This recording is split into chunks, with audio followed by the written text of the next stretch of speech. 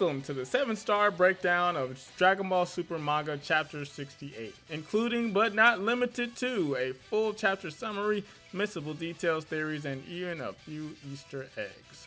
Some of these nuggets have, of course, already been pointed out by the rest of the Dragon Ball community. We're running a little bit behind over here, but still thought it would be cool to consolidate them all into a neatly packaged video. So, wasting no more time, let's jump right in.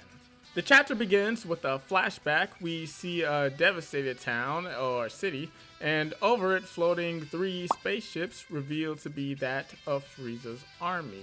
It's not clear if Frieza was actually there for the decimation of the planet, but going off the design of the ships, these are definitely part of Frieza's fleet, and the biggest ship of said fleet would undoubtedly be Frieza's. In the following panels, we see fallen Cerulean soldiers having clearly given their lives protecting their planet. Although Granola himself has proven to be a talented marksman, almost preferring the use of his ray gun in battle, there are no visible weapons of any kind around the defeated soldiers, implying that they felt most comfortable defending their planet with actual hand-to-hand combat or use of key attacks. This means the Ceruleans were in fact a warrior race, not on the level of Saiyans of course, but skilled fighters nonetheless. In the next shot, we see someone darting off to a church-like building filled with furniture that even seems reminiscent of church pews. You also see these 3 large steam pipes, which some manner of can be found all throughout the wreckage of the city, which is probably lending itself to the gassy atmosphere surrounding the Saiyans. Circling back though to the supposed church, this marks one of the few instances religion has shown up in the Dragon Ball franchise, seeming only appropriate that the series now regularly deals with gods and angels. Perhaps the Cerulean faith will actually play a major role in this story and even be the key to Granola's, what we can assume, substantial leap in power. Moving right along, the sanctuary of the church proves to be strong until it is invaded by the likes of a Saiyan ape, who in fact has the well-documented scar of Bardock, aka the father of Goku. This still hasn't been confirmed to be Bardock, but on the off chance that it is, and on the even more off chance that Granola stuck around to get a good look at all the Saiyans after nearly dying at the hands of one, this could indeed make for a very interesting fated confrontation between Granola and Goku. Them being Saiyans alone is enough to, I'm sure, fuel the rage that is within Granola, as we saw on full display later in the chapter, but Goku sharing an actual similarity of, Goku and Vegeta sharing very strong similarities to their fathers will only help but fuel it even further, I'm sure. We then jump roughly 55 years back into present day and see that this was all a traumatic, reoccurring dream by that of Granola, who is even to this day still haunted by the events of his childhood, which fuels his believed unquenchable thirst for revenge against Frieza and the barbaric Saiyans. Cue scene with a barbaric Saiyan who barbarically threatens to kill and eat his fish friend. Whis gives the Oracle Fish a vitamin shot to help with his insomnia, a possible nod to the COVID vaccine being administered across the world. We also learn from Whis that the Oracle Fish suffering from a lack of sleep is a bad omen for the future. As far as we know, the Oracle Fish had no trouble sleeping before the events of the Galactic Prisoner Saga, where several planets and entire civilizations were literally consumed by Moro. Nor was there a problem with the Oracle Fish before the events of the Zamasu arc, where an entire reality was eviscerated from existence. So whatever it is on the horizon that has the Oracle Fish so shook, you can best believe it will be the greatest threat Goku and Vegeta have ever faced. Whis, though, downplays the fish's behavior, suggesting nothing will probably happen, which is obviously much to the dissatisfaction of Goku, who was eager to face the new challenger. Beerus berates Goku for his reckless behavior, which is all but ignored by Goku, who just wants to get back to his training with Whis. It would seem Goku has lost almost, if not all, interest in Beerus and has found a new shiny toy in Whis. Even if Beerus is still stronger than Goku, as I believe, Goku no longer is at all concerned with Beerus, because no matter how strong Beerus may be, Whis is most certainly the superior. Adjacent to the sparring match between Whis and Goku, Beerus enlightens Vegeta on another path to power, one more suitable for those with a more aggressive disposition like that of Beerus and Vegeta, shown subtly even in the hard angle edges of their text bubbles, in contrast to the soft round bubbles of Goku and Whis.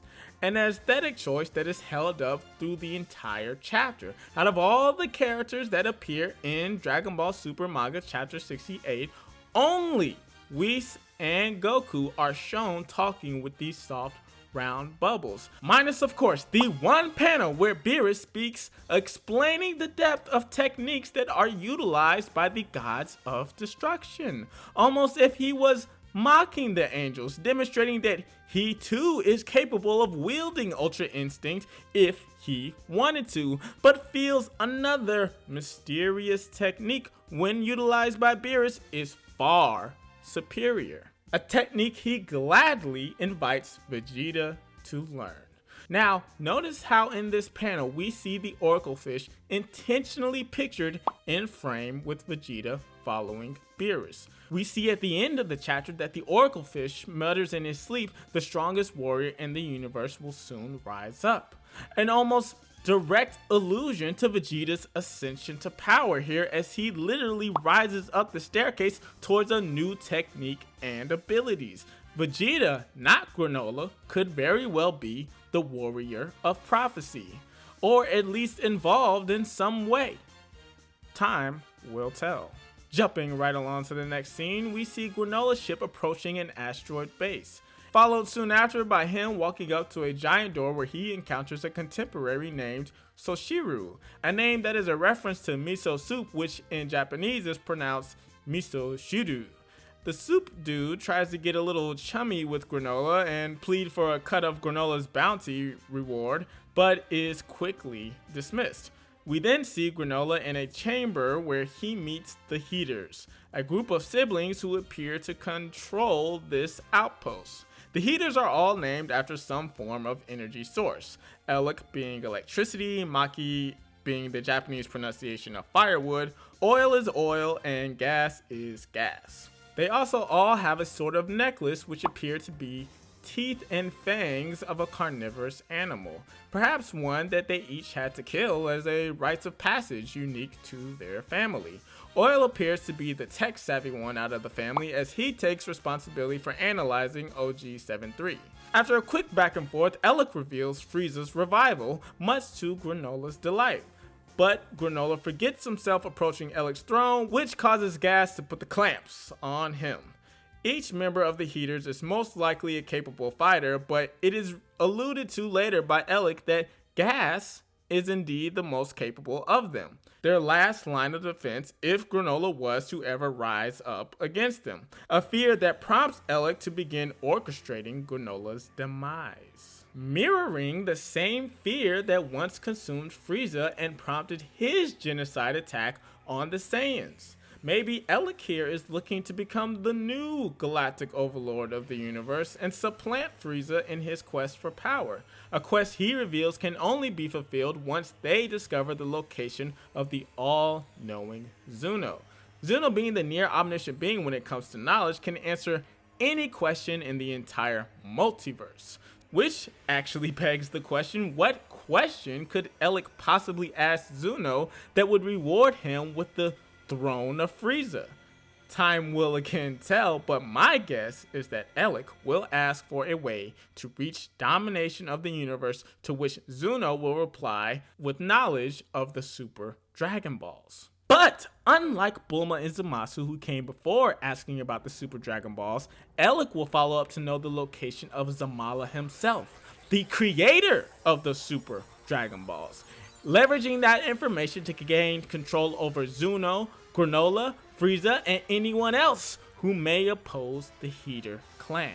Catching back up with Granola, now elated and filled with purpose, knowing he can now exact his revenge on Frieza, is attacked by Soshiru and his allies. After setting a trap and a show me the money Jimmy Maguire reference, Granola makes quick work of them, again with non-lethal means, and he uses this opportunity to flex the ancestral power of his right eye. As divulged by Oatmeal, Cerealians have a form of super sight which allows them to be excellent marksmen, explaining why he was able to disable the army of 7-3s with such ease and precision. The fact that Granola wears this goggle over his right eye probably means that it's not simply to communicate with Oatmeal, but also to focus his eyesight, aligning the perspectives. Without the goggle, he would probably be off balance, seeing a really good out of one eye, but not so much out of the other.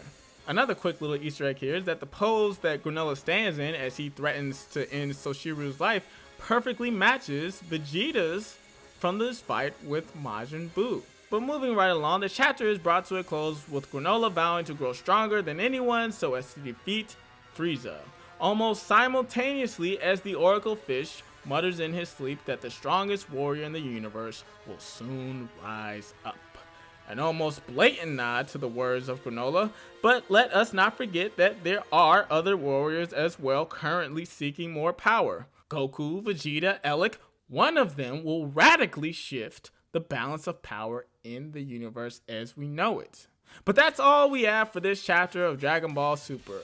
Did you see another Easter egg that I left out? I'd love to learn about it because I definitely spent a lot of time sort of just dipping in and out of all the different social medias and Dragon Ball wikis, looking for any little, nugget of information I could bring you guys. So that's why I'm running a bit behind. But hey, if you found an Easter egg that I didn't mention, feel free to put it in the comment section. I'd love to hear about it. Same for predictions and theories you think await us in the coming chapters. Please do subscribe if you'd like to see more videos like this from 7-Star. A push of the like button is always appreciated. And thanks for watching, and I'll see you in the next breakdown for Dragon Ball Super.